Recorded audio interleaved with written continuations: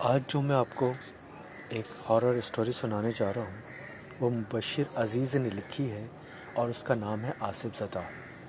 اگر آپ کو اچھی لگے تو ضرور مجھے کمنٹس کیجیے گا اور میرے یوٹیوب چینل کامرانس وائس پر ضرور مجھے لائک کیجیے گا اور میری اس ویڈیو کو شیئر بھی کیجیے گا۔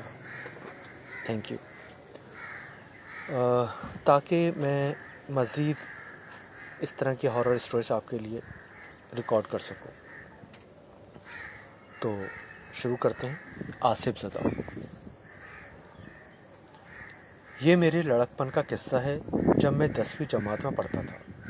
ہمارے قصبے سے کچھ دور ایک اینٹوں کا پرانا بھٹا تھا اور سنا ہے کبھی آباد ہوا کرتا تھا، لیکن اب اس کے آس پاس سے بھی لوگ گزرنے سے کتراتے تھے۔ اکثر لوگوں کو ادھر پراسرار لوگ منڈلاتے نظر آتے تھے اور کچھ لوگ تو مختلف لوگوں کے اموات کو بھی اس سے جوڑتے نظر آتے تھے۔ سردیوں کی ایک دوپہر کو ہم دوست کھیلتے ہوئے اس طرف نکل آئے اور میں نے کہا چلو اندر چھپ جاتے ہیں۔ میرے ایک دوست خالد جو بہت ڈرپوک تھا فوراً کانوں کو ہاتھ لگا کر بولا، نہ بابا نہ، مجھے اپنی جان بہت پیاری ہے۔ ہاں اشرف، سلیم بولو، میں نے باقی دو سے پوچھا۔ انہوں نے کہا چلو لیکن ڈنڈے اٹھا لو، اندر لومڑی یا سانپ وغیرہ نہ ہو۔ خالد کو مجبوراً ہمارے ساتھ اندر آنا پڑا۔ اندر عجیب سی ویرانیت پھیلی ہوئی تھی اور ایک انجانا سا خوف سب میں سرایت کر گیا، لیکن میں نے زور سے یاہو کے نعرے لگا کر ڈر کم کیا۔ او بھائی ٹارزن، کیوں بھوتوں کو جگا رہا ہے، بس کر دے۔ اشرف نے میرا بھونکو بند کروایا۔ اب ہم نے تمام سرنگیں دیکھنی شروع کر دیں۔ خلاف معمول کوئی گیدڑ لومڑی تو چھوڑو، کسی سانپ کا بل تک نظر نہ آیا۔ میں نے کہا لگایا اور بولا، لوگ ایویں ڈرتے تھے بزدل، اب میں پڑھنے ادھر ہی آیا کروں گا، کتنا سکون ہے۔ اوہو بڑے تیس مار خان، رات کو آ کر دکھاؤ تو مانے۔ سلیم نے مجھے چیلنج کیا۔ لگاؤ شرط، میں ایک رات قیام کر سکتا ہوں یہاں، لیکن تمہیں سب دوستوں کو نزدیکی شہر میں کھانا کھلانا پڑے گا۔ بولو منظور؟ اشرف بولا، ہاں۔ سلیم کیوں چپ ہو گئے؟ ڈر گئے ہار سے؟ نہیں یار، لیکن کچھ نہیں، بس ہو گیا، ہفتے کی رات میں بہانہ بنا دوں گا کہ ہم دوست مل کر سلیم کی طرف پڑھائی کریں گے اور میں ادھر آ جاؤں گا۔ یار دیکھ لو خالد کے لہجے میں ڈر تھا۔ اوہ یار کچھ نہیں ہوتا، بس 2 دن کے بعد دعوت کھانے کے لیے تیار ہو جاؤ۔ میں اس کے کندھے پر ہاتھ مارا۔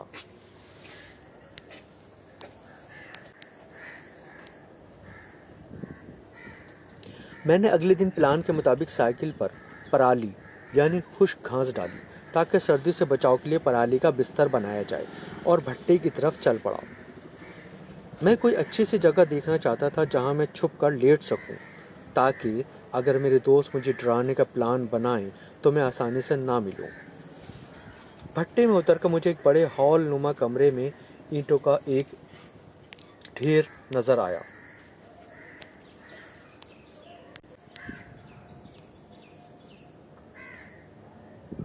جو ایک ترتیب کے ساتھ چھت تک لگا ہوا تھا۔ میں نے اس کے اوپر سے اینٹیں اتار کر پیچھے کی طرف سے کافی اینٹیں نکال کر اپنے بیٹھنے اور لیٹنے کی جگہ بنائی اور پلان یہی بنایا کہ اندر بیٹھ کر دوبارہ اینٹیں چھت تک چن دوں گا اور پیچھے آرام سے رات گزاروں گا۔ خیر ہفتے کی رات کو سلیم کے گھر ہم چاروں دوست اکٹھا ہوئے اور رات کو جب سب ٹی وی کے سامنے جمع تھے ہم سائیکلوں پر نکل پڑے۔ خالد بار بار منع کر رہا تھا لیکن ہم اس کا مذاق اڑاتے بھٹے کے نزدیک پہنچ گئے۔ چاند کی 10 یا 11 تاریخ تھی، لیکن مطلع ابر آلود ہونے کی وجہ سے بادلوں کے ساتھ اس کی آنکھ مجولی جاری تھی۔ چاروں طرف سے ہلکی سی روشنی گیدڑوں، جھینگروں اور کبھی کبھار الو کی آواز ماحول کو مزید ڈراؤنا بنا رہی تھی۔ یک بستہ ہواؤں باوجود گرم کپڑوں کے جسم کو کاٹتی محسوس ہو رہی تھی۔ سب خاموش کھڑے تھے۔ اچانک سلیم بولا، یار میں کھانا کھلا دوں گا، تو چل واپس۔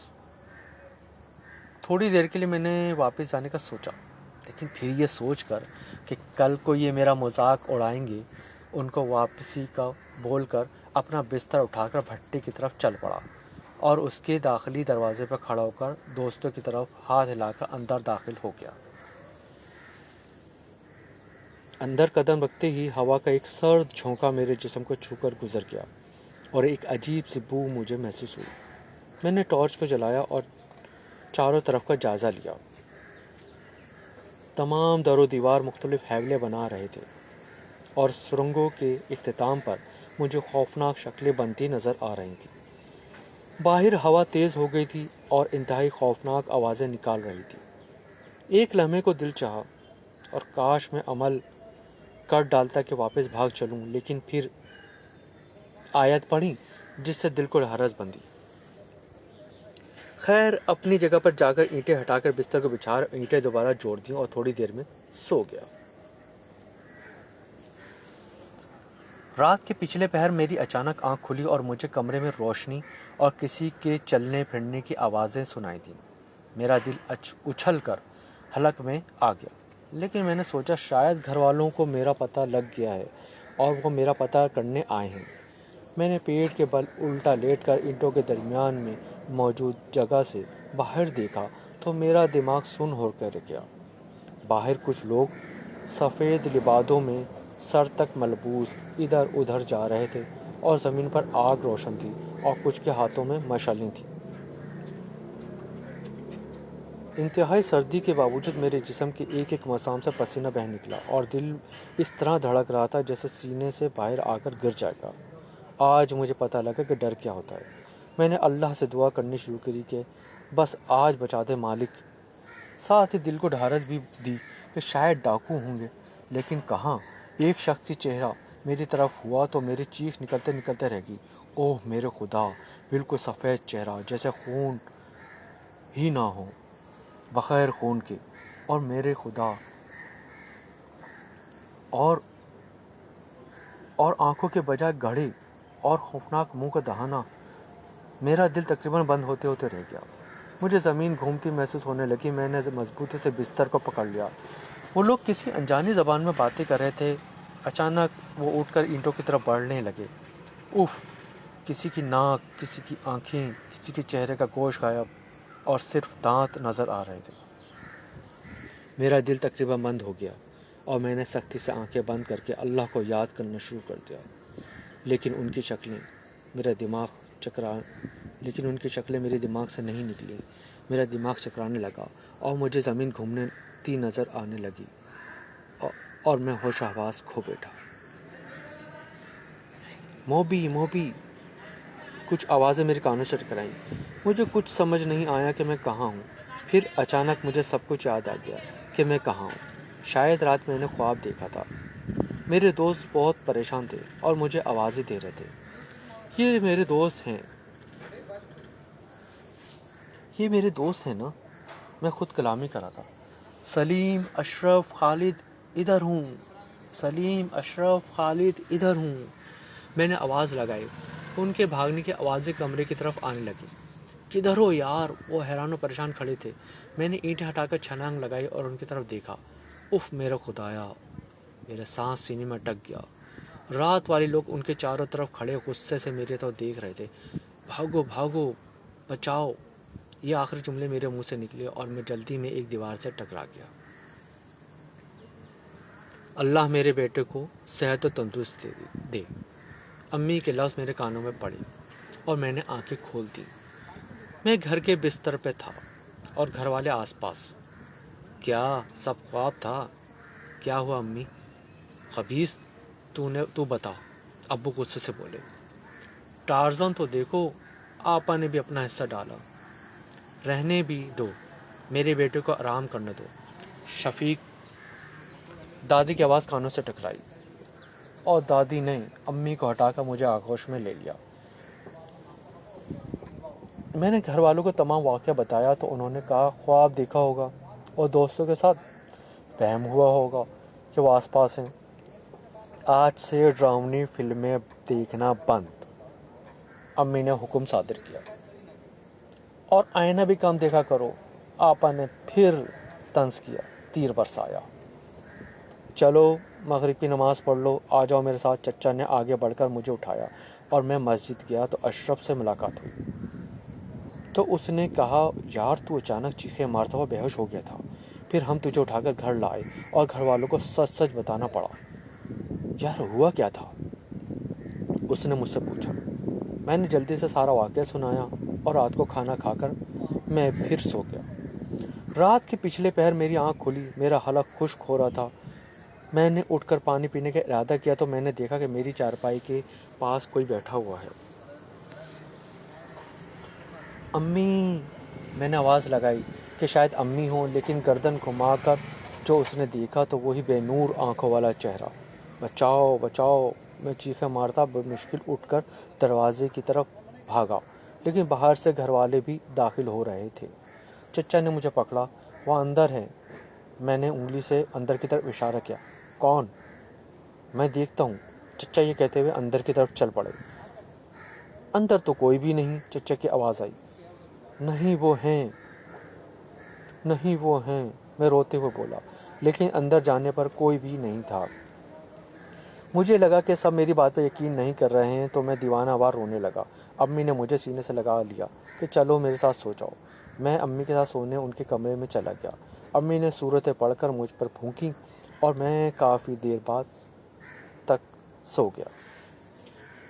اگلے دن چچا ایک مولانا صاحب کو لے کر آئے۔ انہوں نے مجھ کو کچھ پڑھ کر پانی پینے کو کہا اور پھر انہوں نے مجھ سے اس کے ذائقہ کا پوچھا کہ ذائقہ کیسا ہے، اور ساتھ ہی کہا کہ گلے میں لگ رہا ہے جیسے جاپانی پھل کھانے کے بعد ہوتا ہے۔ میں نے ہاں میں سر ہلایا تو کہنے لگے کہ اثر ہے، لیکن گھبرانے کی بات نہیں، یہ پانی گھر کے کونوں میں چھڑک دینا۔ گھر والوں نے ایسے ہی کیا۔ میں اسکول جانا شروع ہو گیا، لیکن بھٹے کے پاس سے گزرتے ہوئے مجھے محسوس ہوتا کہ کوئی مجھے بلا رہا ہے اور میں اس کی طرف دیکھے بغیر گزر جاتا۔ زندگی نارمل ہونے لگی۔ پھر ایک رات کو میں واش روم جانے کے لیے اٹھ کر صحن میں آیا۔ چاند کی ہلکی روشنی صحن میں پھیلی ہوئی تھی اور واش روم باہر دروازے کے ساتھ بیری کے درخت کے نیچے تھا۔ میں نے واش روم میں داخل ہونے سے پہلے چاروں طرف نگاہ دوڑائی اور پھر مجھے سرسراہٹ کی آواز سنائی دی۔ اف خدایا! وہ لوگ بیری کے اوپر سے اتر کر میری طرف آ رہے تھے۔ میں نے چیخنا چاہا، لیکن جیسے ہی میری آواز حلق میں اٹک کر رہ گئی۔ میری آواز حلق میں اٹک کر رہ گئی، قدم بھی زمین میں جیسے دھنس کر رہ گئے ہوں۔ اسی اثنا میں مسجد سے اذان کی آواز سنائی دی اور وہ لوگ ایک دم سے غائب ہو گئے۔ میں اندر کی طرف بھاگا، امی کو جگا کر واقعہ بتایا تو انہوں نے مجھے دم کیا اور کہا آئندہ مجھے اٹھا دیا کرو۔ اسی طرح ایک رات کو مجھے چارپائی کے نیچے سے کھٹپٹ کی آواز آئی تو میں نے سوچا بلی ہوگی اور اس کو بھگانے کے لیے نیچے جھانکا تو میری روح فنا ہوتے رہ گئی۔ وہی خوفناک چہرے والا شخص نیچے ہاتھوں کے بل چلتا ہوا میری طرف بڑھ رہا تھا۔ امی امی، میں نے پوری طاقت سے چلایا۔ نزدیکی چارپائی پر لیٹی ہوئی امی ہڑبڑا کے اٹھی اور مجھے اپنے آغوش میں لے لیا، لیکن میری چیخوں سے سارا گھر اٹھ چکا تھا۔ اگلے دن ابو کے ایک دوست میرے چچے کے ساتھ مجھے لے کر ایک گاؤں گئے جہاں ایک بہت پہنچے ہوئے بزرگ تھے۔ انہوں نے بتایا کہ اس سے بہت بڑی غلطی ہوئی ہے جو یہ آصف زدہ جگہ پر گیا اور وہ لوگ اس کے پیچھے پڑ گئے۔ انہوں نے تعویذ لکھ کر دیا اور ساتھ ہی مجھے کہا کہ تم نے ڈرنا نہیں ہے، کیونکہ یہ صرف ڈرا کر مار سکتے ہیں اور تمہیں ہاتھ بھی نہیں لگا سکتے۔ یہ جب بھی نظر آئیں تو آواز بلند یہ کلمات دہرانا، اور مجھے بہت نصیحتیں کیں۔ وہ تعویذ میں نے گلے میں ڈال لیا۔ کچھ دنوں کے بعد ابو مجھے شہر میں ایک ماہر نفسیات کے پاس لے کر گئے، جس نے کچھ ادویات دیں کہ ان کا باقاعدگی سے استعمال کریں، اور مجھے کہا کہ اگر وہ نظر آئیں تو انہیں نظر انداز کر دینا، اور ساتھ ابو کو علیحدہ لے جا کر کچھ ہدایت دیں۔ کچھ دنوں بعد میں رات کو دیر تک پڑھتا رہا اور اچانک پیاس لگنے پر باہر جانا چاہا، لیکن پھر کچھ سوچ کر کھڑکی سے باہر جھانکا تو دیکھا وہی بھیانک چہروں والے لوگ صحن میں کھڑے میری طرف دیکھ رہے ہیں۔ میں نے ابو امی کو جھنجھوڑا۔ ابو فوراً میرے ساتھ کھڑکی کی طرف لپکے اور کہا، وہ باہر ہیں، لیکن تم نے ڈرنا نہیں، بلکہ آیات کا ورد کرتے ہوئے میرے ساتھ چلو۔ میں ہچکچایا، لیکن امی نے کہا میں بھی ساتھ چلوں گی۔ میں امی ابو کے ساتھ آیت پڑھتا ہوا باہر کی طرف چلا تو وہ لوگ خوفناک تاثرات کے ساتھ میری طرف دیکھ رہے تھے۔ گھبراؤ مت، ابو نے آواز بلند آیت پڑھتے ہوئے کہا، وہ تمہارا کچھ نہیں بگاڑ سکتے۔ میں ابو امی کے سنگ آیت پڑھتا ان لوگوں کی طرف بڑھتا چلا گیا اور وہ ادھر ہو کر باہر کی طرف چل پڑے۔ بیٹا، وہ لوگ چلے گئے کیا؟ ابو نے پوچھا۔ جی ابو، میں نے جواب دیا۔ کیا آپ کو نظر آ رہے ہیں؟ نہیں، اب نظر نہیں آ رہے ہیں، ابو نے جواب دیا۔ امی ابو اور میں نے سکون کا سانس لیا۔ پھر کچھ عرصے بعد مجھے پتہ لگا کہ ابو نے جان بوجھ کر جھوٹ بولا تھا کہ وہ انہیں نظر آ رہے ہیں، حالانکہ وہ انہیں نظر نہیں آ رہے تھے۔ لیکن بزرگ اور ماہر نفسیات نے انہیں یہی مشورہ دیا تھا کہ اس کا ڈر اس ہی طرح ختم ہوگا، اور وہ اس میں کامیاب بھی ہوئے۔ مجھے آج تک پتہ نہیں چل سکا کہ وہ آصف تھا کہ میرا وہم، لیکن ایک بات ہے کہ بزرگ اور ماہر نفسیات کا مشورہ ایک ہی تھا، اور ہمیں دونوں علموں پر یقین رکھنا چاہیے۔ یہاں پر کہانی کا اختتام ہوتا ہے۔ آپ سب لوگ مجھے کمنٹس کر کے، لائک کر کے، شیئر کر کے ضرور بتائیے گا کہ آپ کو یہ کہانی کیسی لگی۔ اگر آپ کو اچھی لگے گی، آپ مجھے کمنٹس کریں گے، میری ویڈیو کو شیئر کریں گے، تو میں اس سے زیادہ اور مزید کہانیاں آپ کو ریکارڈ کر کے بھیجوں گا۔ تو میں یقین کرتا ہوں کہ کامران وائس پہ، جو میرا یوٹیوب چینل ہے، اس پہ آپ مجھے کمنٹس کریں گے۔ شکریہ۔